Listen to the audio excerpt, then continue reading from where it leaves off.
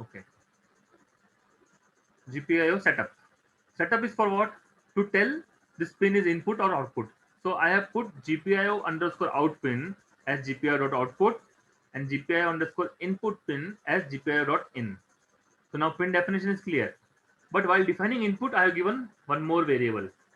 What one more variable? Each pin there is a pull up inside. By default, that pull up is disabled. Okay. Pull up or pull down.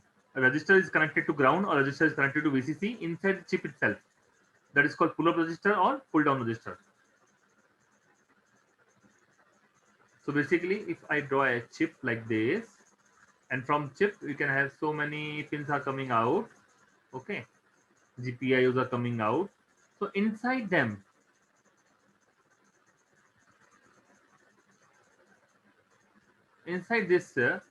there is a register.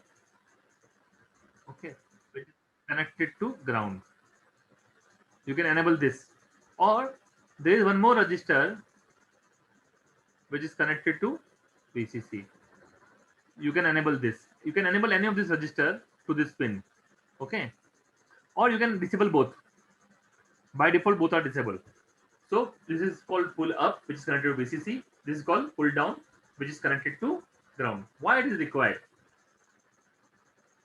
We'll understand why it is required. So whenever you connect any sensor to the board, Raspberry Pi board, the sensor output may be 0, 1 or undefined. Whenever sensor output is undefined or tri-state device you connect, okay, then you also tri-state, GPIO also tri-state. In that conditions, what will happen? You will read some noise. So either you should pull down to ground or you should pull up to the VCC. If your sensor output is active low, so better you connect it to VCC, the internal register. If your device is output device or sensor device is active high, that time you connect it to ground. Okay, what is the meaning of active high and active low? Whenever sensor gives proper input, it gives zero output. Suppose sound sensor. Whenever sound is there, output will be zero. And no sound is there, output is high. This kind of device is called active low. Again, same sound device. If no sound is there, output is zero.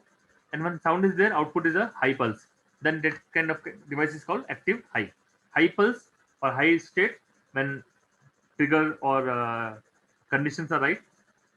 Low state or low pulse when conditions are right. Based on that, active low and active high device definition is given.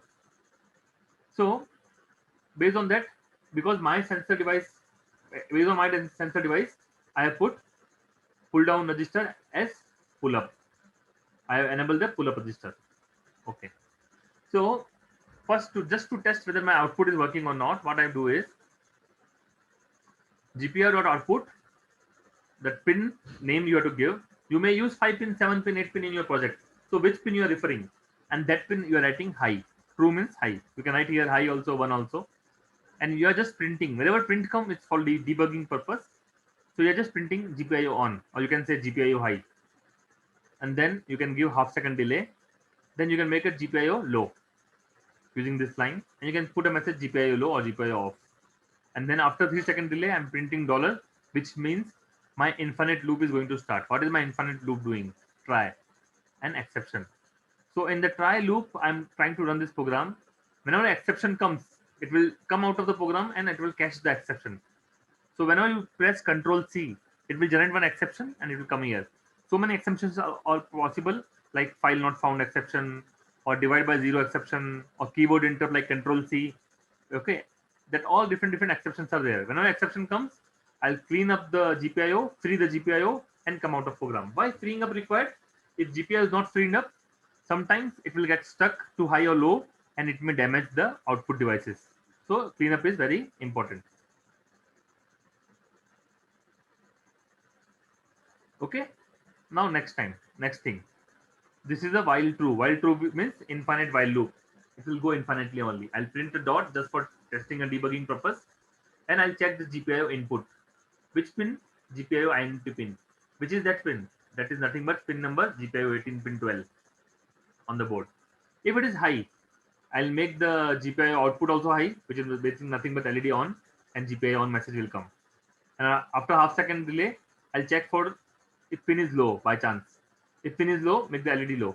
But if pin is high, don't do anything. Again, go back and do this. So if pin is high, LED will be constantly high. If pin is low, LED will be constantly low. Okay. So this runs infinitely till we don't put Control C. So now I'll run this. So what will happen during run? First, it will configure the pins. Then it will just blink once. After blinking once, it will go in infinite loop. And if GPIO is high, it will be high and LED will be on always. Otherwise, LED will be always off. So I'll run this. So see, running GPIO on, GPIO off. Now after dot, or see, dot means new loop is running. GPIO is constantly on, and LED also is constantly on. Okay. Now why it is on? I have not connected anything to my other pin, which is nothing but pin number 6. I have not connected anything there. Still it is on. Why like that? So pin number 6. 1, 2, 3, 4, 5, 6. Okay. Now pin number 6, if I ground, see, this I am touching to ground. Okay. If I touch like this to ground, see, LED is off. Remove, on. Touch, off. Remove, on. Touch, off. Now what is happening here? If I don't connect anything, by default GPIO is pulled up, means by default it is reading high because register is connected to VCC. So GPIO is pulled up by default. So if you don't connect anything also, default state is input is high. But if input is low, means I have to connect to low. See? Okay. So same program I can extend to now my flame sensor. Same program, same hardware. I can extend to my flame sensor here. So this is a flame sensor. I'll load it, the our flame sensor file. I hope same GPIOs are used.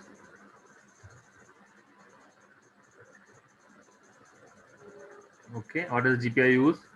Flame sensor. Input is pin number 18. So instead of input, I have named it GPIO sense and GPIO LED.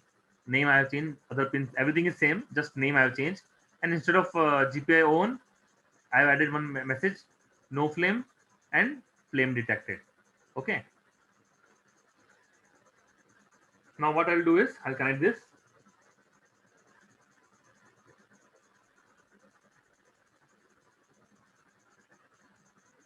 So VCC here 3.3 volt is there. Ground, actually Raspberry Pi is working at 3.3 pin. Don't give 5 volt by mistake. Now you see this, there's LED on this which is on. Okay. So if I remove this wire, this LED becomes off. See, now LED is off here on the flame sensor. And now I'm connecting, the LED is on. There are two LEDs on the flame sensor. One is sensor output LED and one is power LED. So power LED is on because there is no flame in my room rightly. So second LED is not on. So I'll just switch off the fan and bring the candle. Please wait.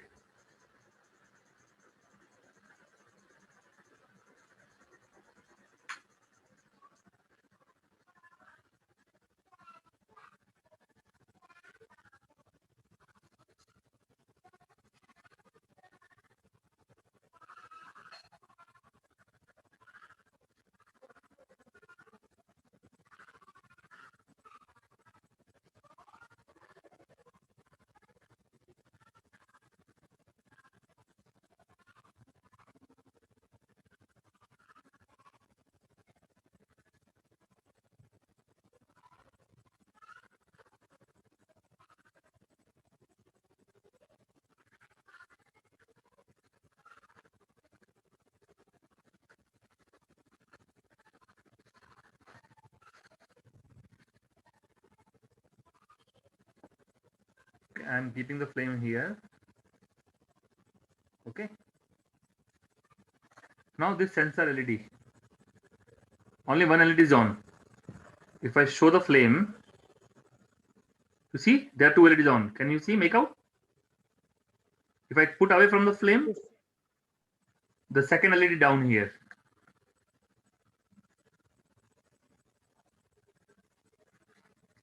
So if I keep like this, only one LED is on.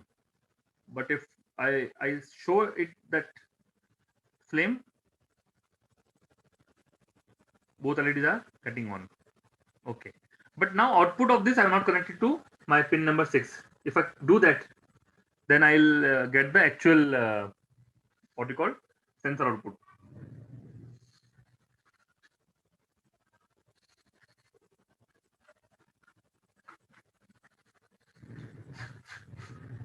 So now I'm connecting this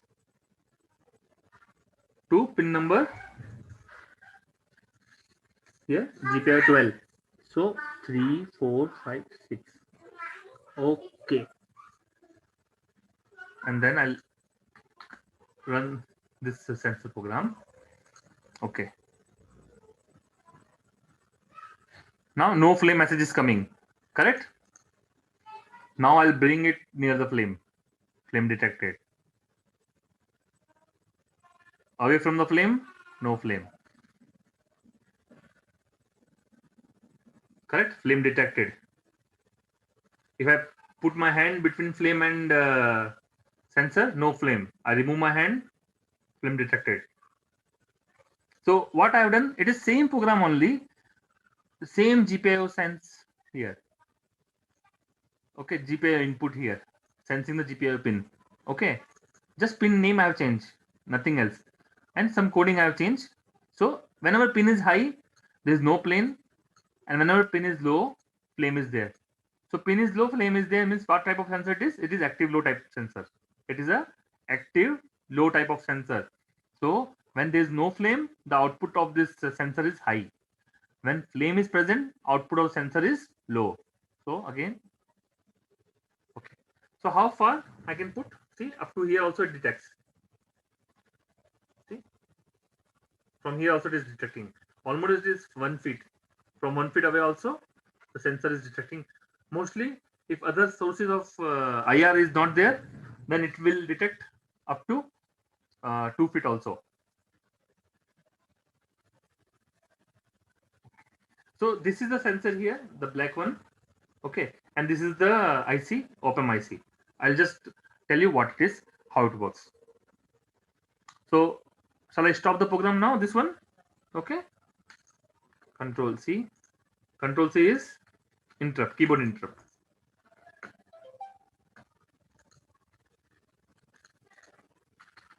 Or I can put stop here also.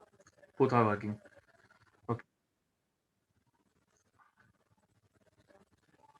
Okay. Now again I'll open and tell you how this is working.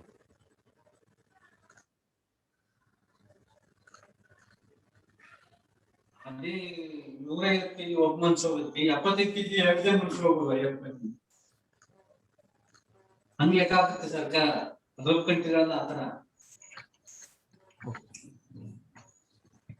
ಬುದ್ಧಿವಂತ ಜನರು ಸಾಮಾನ್ಯ ಜನರಿಗಿಂತ ಕಡಿಮೆ ಸ್ನೇಹಿತರನ್ನು ಹೊಂದಿರುತ್ತಾರೆ ಏಕೆಂದರೆ ವ್ಯಕ್ತಿ ಚುರುಕಾದಷ್ಟು ಅವನ ಆಯ್ಕೆ ಉತ್ತಮವಾಗಿರುತ್ತದೆ.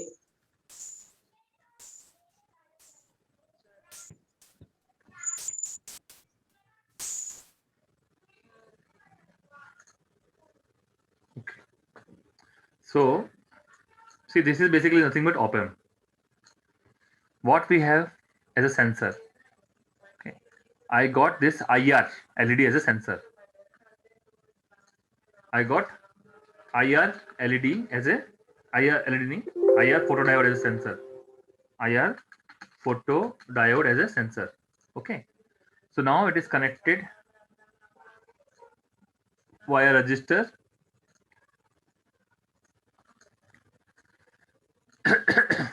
Oh, candle got blown away. Okay, so via register, IR photodiode via register, and then there's a feedback path.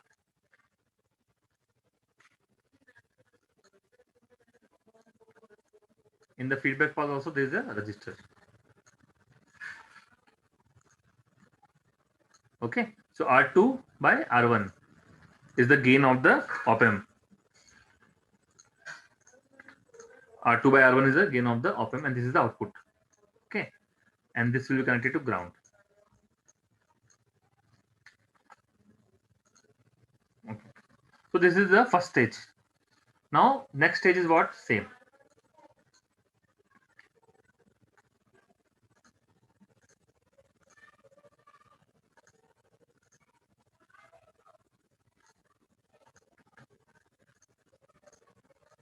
Now next stage is same. Next stage, there's a different story. Next stage, what they have done is,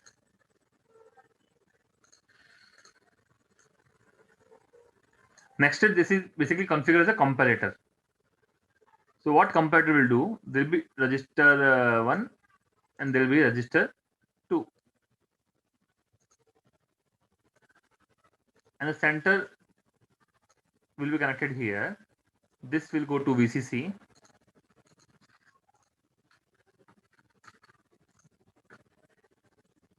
And this will go to ground.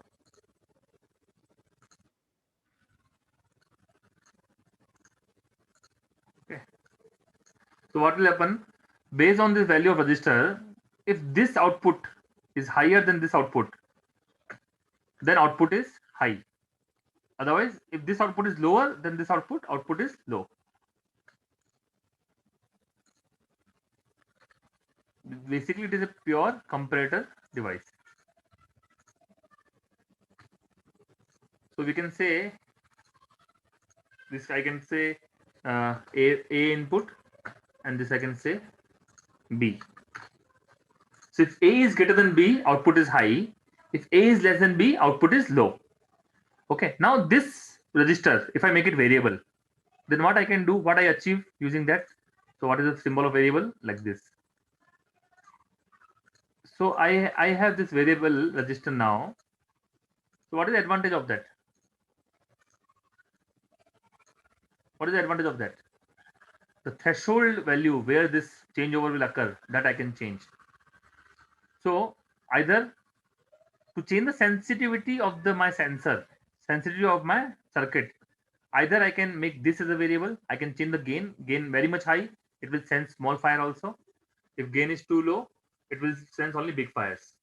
Same thing here. If threshold is too high, it will sense big fire only. If threshold is too low, it will sense small fire. So if I make threshold as 0.2 volt only, small fire also output will be high. If I make threshold as 2 volt,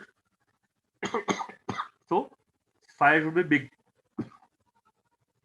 So either of one I can make variable, or both also I can make variable. But here this company has given only one part as a variable. Okay. This part is understood how this sensor is working.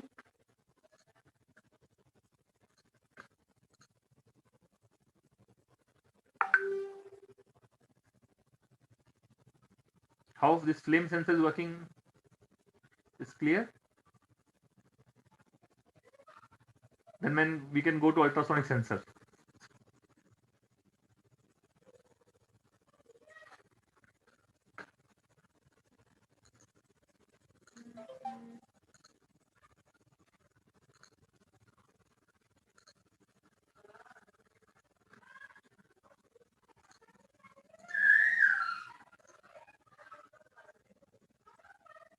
Hello.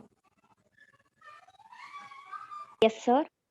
This sensor flame Yes, sir. working is clear. Sir, once again, can you explain that diagram, sir?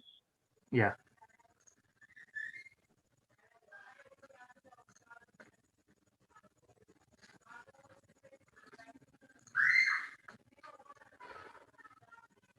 This one. See, first stage is basically amplifier stage. Second stage is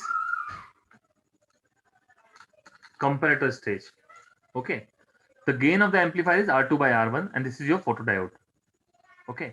Photodiode has 2 pins. So one pin goes to here, and one is connected to via resistor biasing and connected to VCC. Okay, like that something will be there. Negative bias it will be. Okay. So output of photodiode basically it's connected via R1 to the op-amp. R2 by R1 is the gain. Higher the gain, better the sensitivity. Small fire also it can detect if gain is too much high. Okay, but in our world, lot of IR radiation is there. Our body also emits IR, so it should not get false trigger by noise. So gain too much you cannot put. Second is the comparator. What comparator does is you have got two input. If input A is better than input B, output is high. If input A is low, output is low. So the threshold can be set with the bridge circuit, resistor, bridge, voltage divider network. So if this you make it a variable resistor, then you can change the setting or threshold of this B value. If you put 0.2 volts only, it will become very sensitive. If you make it 2 volts or 2.5 volt, it will become insensitive or very hardly sensitive. So when big fire is there, then only output will be high for B higher values. If B you make too much low, for smaller IR input also, it will give output high. So we are setting it in a middle value. Okay, not too high, not too low. So small fires also it can detect. It will not wait for very large fire. Okay. So based on these two variables, your gain of the amplifier and threshold of the comparator, the sensitivity of the sensor can be increased or decreased. So here only threshold value can be set, only one resistor is there. Okay, they are not put two resistors. One is fixed. So that was the explanation of the flame sensor device. Now it is clear? Yes, sir. Okay. Yes, sir. Okay. So now we can go to the next sensor, which is the ultrasonic sensor. Okay.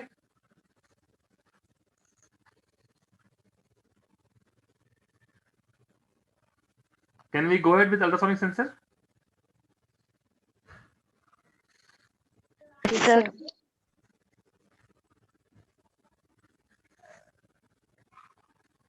So I'll disconnect this.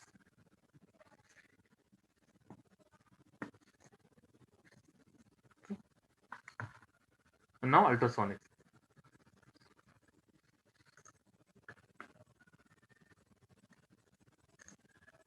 Okay. So ultrasonic sensor.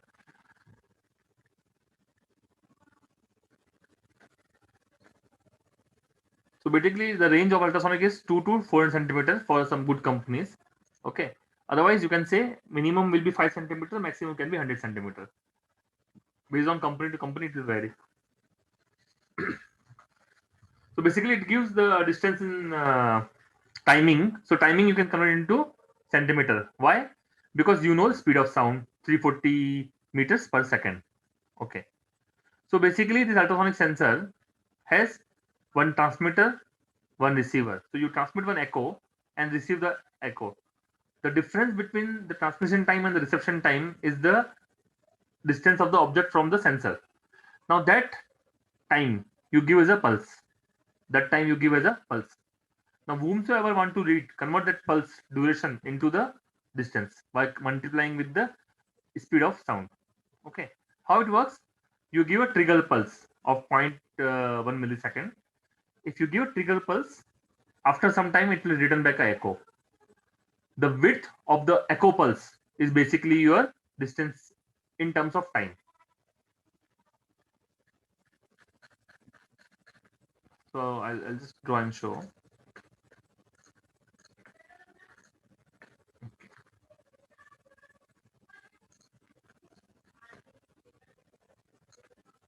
So basically, first you want to give a trigger pulse T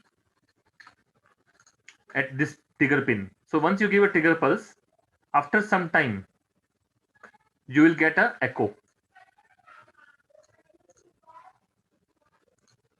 Echo pulse you will get. Okay. Now this echo pulse width size will be changing. So this is case 1, and in case 2, I'll just draw again. In case 2,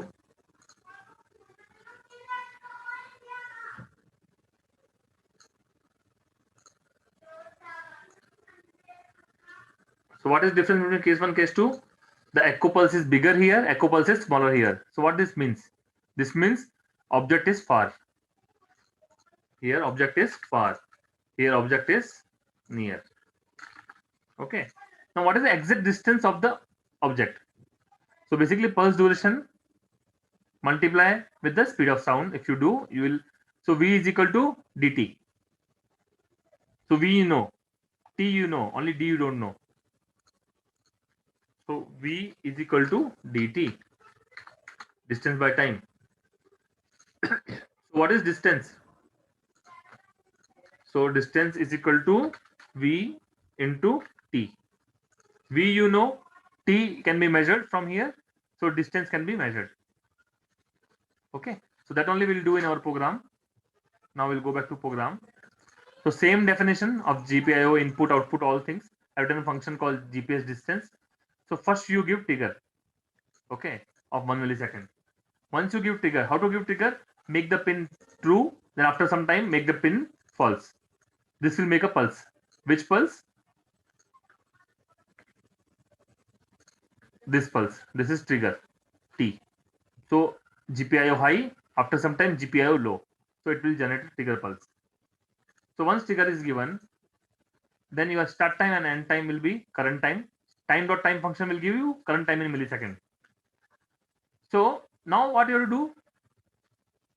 You have to measure the width of this pulse. How to measure? So input is low, low, low, echo pin is low. Suddenly echo pin will have transition. What transition? 0 to 1. So it is 0 here. Suddenly it becomes 1 here. Then the pin will be high, 1, 1, 1, 1, 1, 1. It will be 1, continuously it will be 1. Then after 1, it will fall back to 0 back. Correct?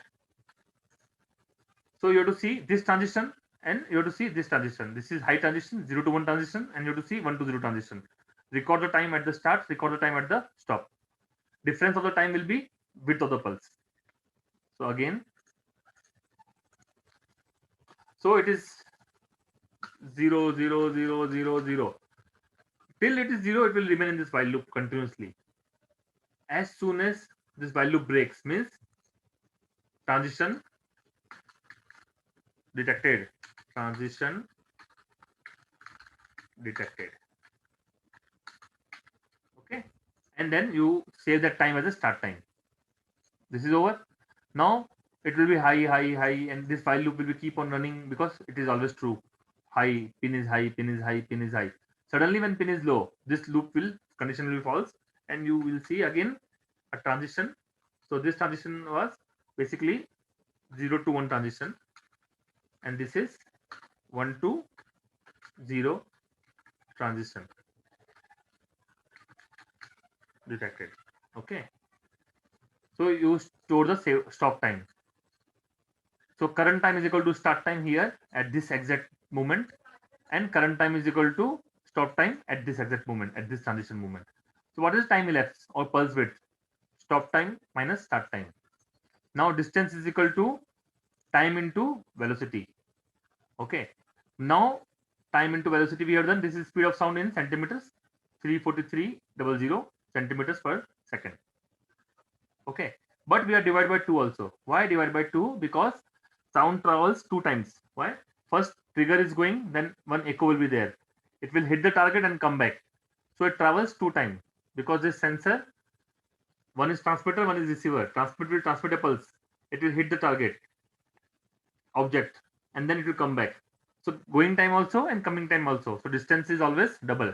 So we have to divide by 2 and return the distance variable. So in the main function, this is the main function.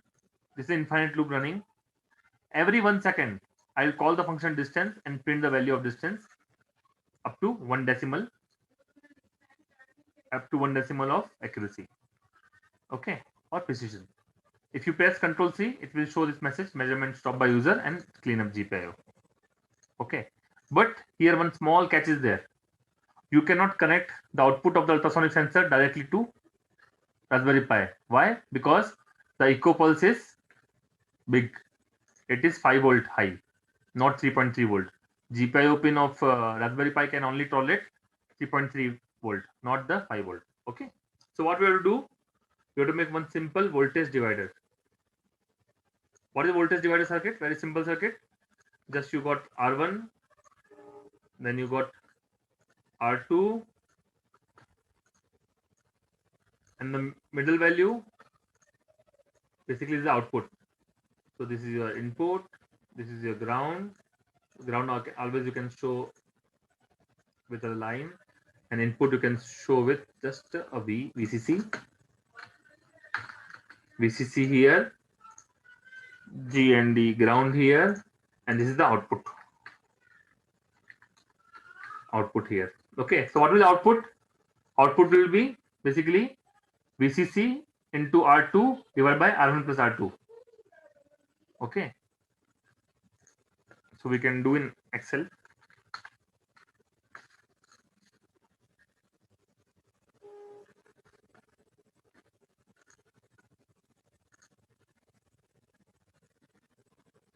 Okay, so I've done already here. So V in VCC is 5 volt. Your R1 is 330 ohm, R2 is 680 ohm. So output, even though you are given input of 5 volt, output will be 3.3 volt. So this is basically converting V in 5 volt to, or VCC V in 5 volt to 3.3 volt. So it will become Raspberry Pi compatible. So this is formula here, J star J9 by J8 plus J9. So what is basically, it is nothing but V out is equal to V in into R2 bracket, okay, divided by bracket R2 plus R1. Basically this formula only we have used here. Okay, and then this is our R1, this is our R2, and this is our input V in. Okay, so this is the combination of registers we are going to use. Okay, so I'll take a small breadboard like this.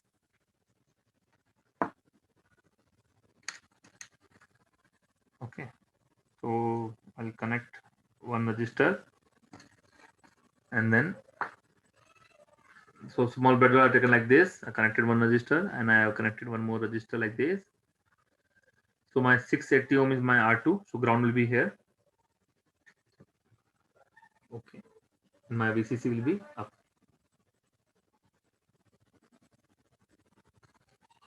So this pin I will remove. This pin also I will remove.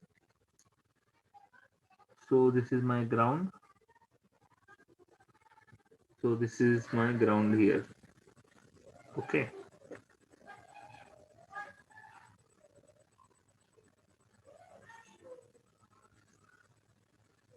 And the VCC can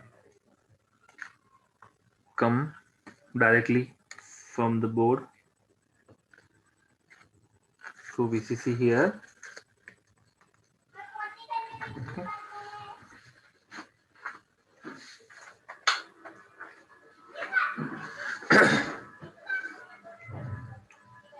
Now which pin is trigger?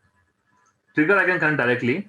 So trigger is pin number 18, which is GPIO 24. So pin number 18 is this wire, blue wire. So that is nothing but my trigger pin. Okay. And then I need one ground pin. So this pin I can use as a ground. This I can connect here to my ground. Okay.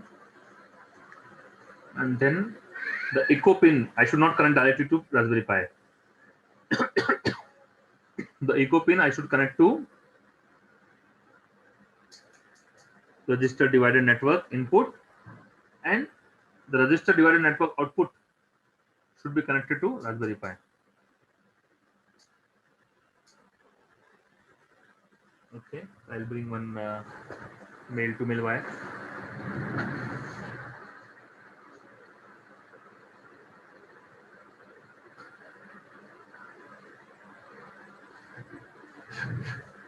So the register divided network middle of the register, two registers here.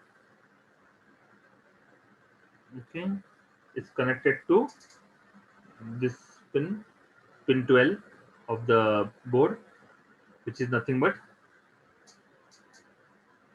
GPIO 18. Okay, so all connections done.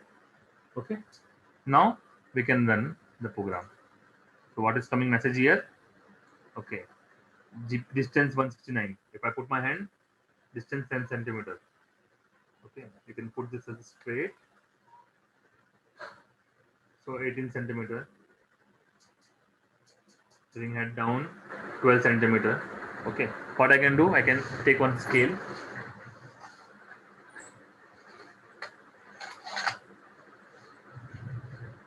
So I can put one scale like this. Okay, here like this, and then I can put my hand here. I'm putting my hand at near 15. See, it is coming here 14 point 13 14. Okay, so this is the 15th. This is the mark 6 inch 15 centimeter. Okay, and if I go top here, see 28 30. Are you getting the output? Now I remove the hand, so it is showing my wall. So if I move like this towards the monitor, 23 centimeter, and if I move towards you, it is 40 centimeter.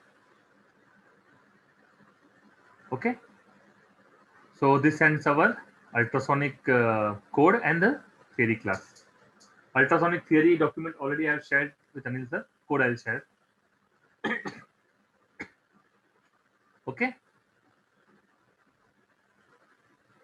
So I think time is almost up here. This Zoom class will be over. Okay. So next time we'll go for motors. Sir, how booting is done, sir? Okay. So first of all, this Raspberry Pi comes with a no like blank memory card. So you have to install the noobs. So I'll tell you. This help me don't share.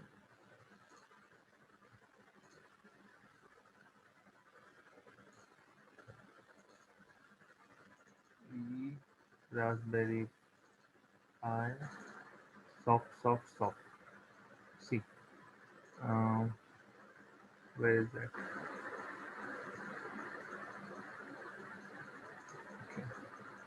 One second. Where I kept Pi project? No, here. Soft. Not even here. Yeah. Okay. So this I have downloaded the Raspberry Pi OS. This one. Okay, 3 different category for OS is there. Full, which is 2.5 GB, medium, 1.2 GB, and light, 400 MB. So medium was installed in your memory card using a software called Balena Etcher. There are so many softwares are there. Balena Etcher. I'm opening this software now.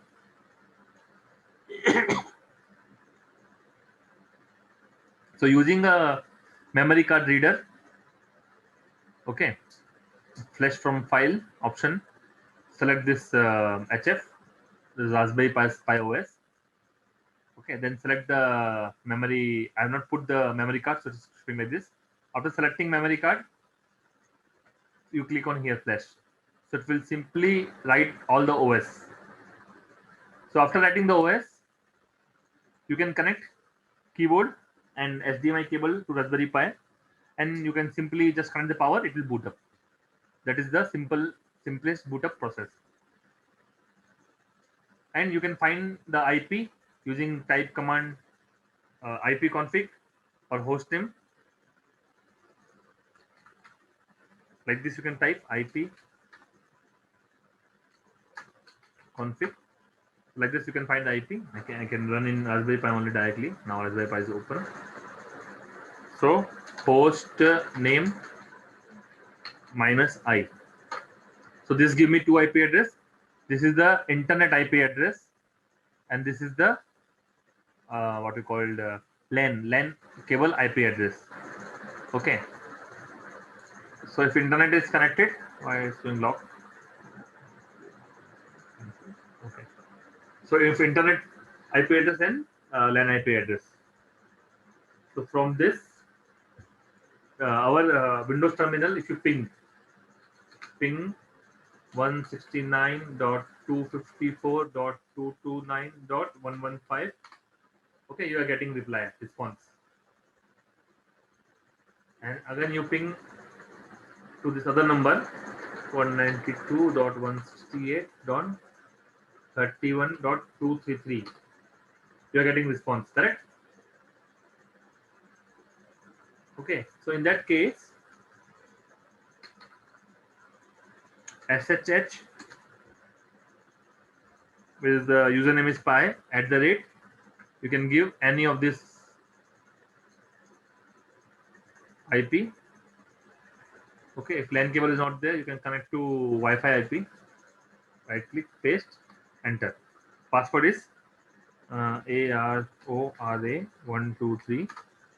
See, now you are logged in into Raspberry Pi in a text mode, not in a GUI mode. Just to exit. But suppose you want to do in GUI mode, I'll just close. I'll just disconnect. I'll open VLC player again, VNC viewer again. Okay, so this second one, file, new connection. Server, I'll give this IP. I'll give just some name test. Okay, and then click OK. So this is test one. Username pi, password ARORA123, and then if I click OK, see, I got your pi directly. Okay, so the same FRR. See, but the quality is little dull because over the Wi-Fi, sometimes it is the GUI is not so good. So GUI is not required also. Okay, you can directly run this program with non-GUI also mode. I'll just try to run and show. Okay, I'll close this. I'll close this. I'll close this also. Okay, I'll not use VNC. So you can see I'm just doing SSH, which is nothing but shell, secure shell. So password is ARO123.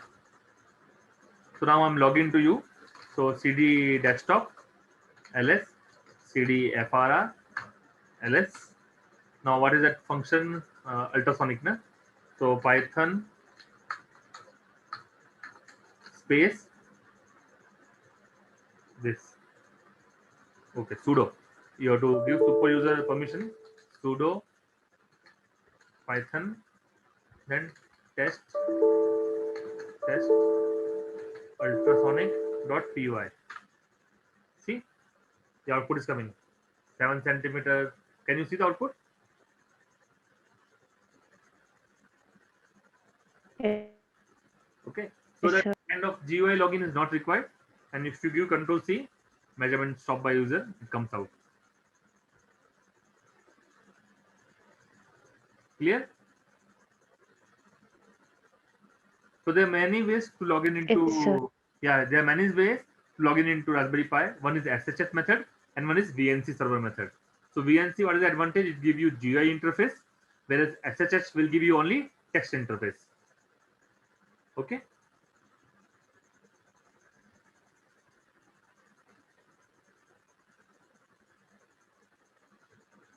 So I'll shut down the Raspberry Pi. Either you can do a shutdown command or you can do using GUI, means VNC. So I'll go to VNC, connect. Once connected, start, log out. Now shut down, reboot, log out. I click on shutdown. As soon as you click on shutdown, it is disconnected and trying to connect again. Sorry.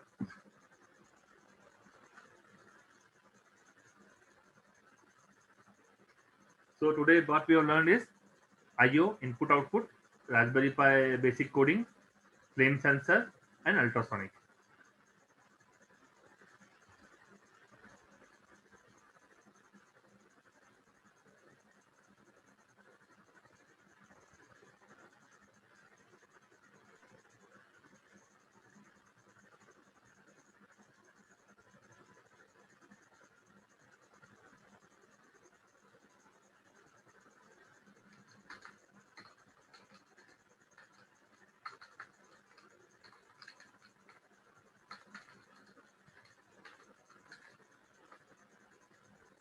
Okay, so this ends our today's class.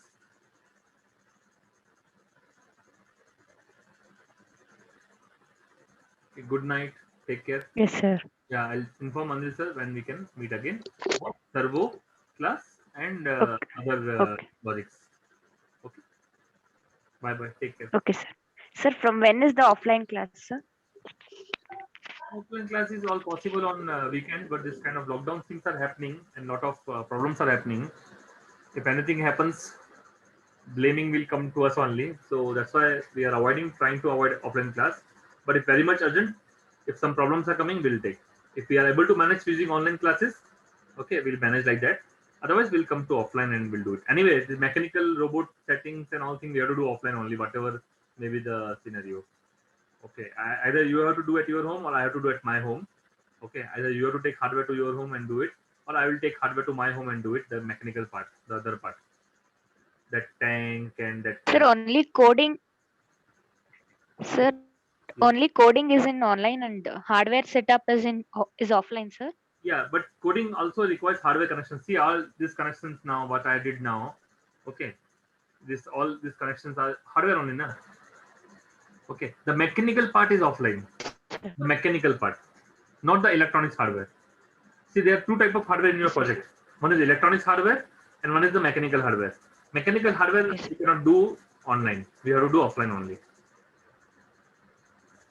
The coding we can do online, and electronic circuit connection we can do online. Okay, is it clear? Okay, sir. Okay. Any difficulties are there? You tell. Okay. If you are not able to understand in online classes, the hardware classes, electronics hardware, not hardware, electronics hardware classes, if you are not able to understand, you please convey to Anil sir also. Okay. Yes, sir. Yeah. Okay. Okay. Bye. Take care.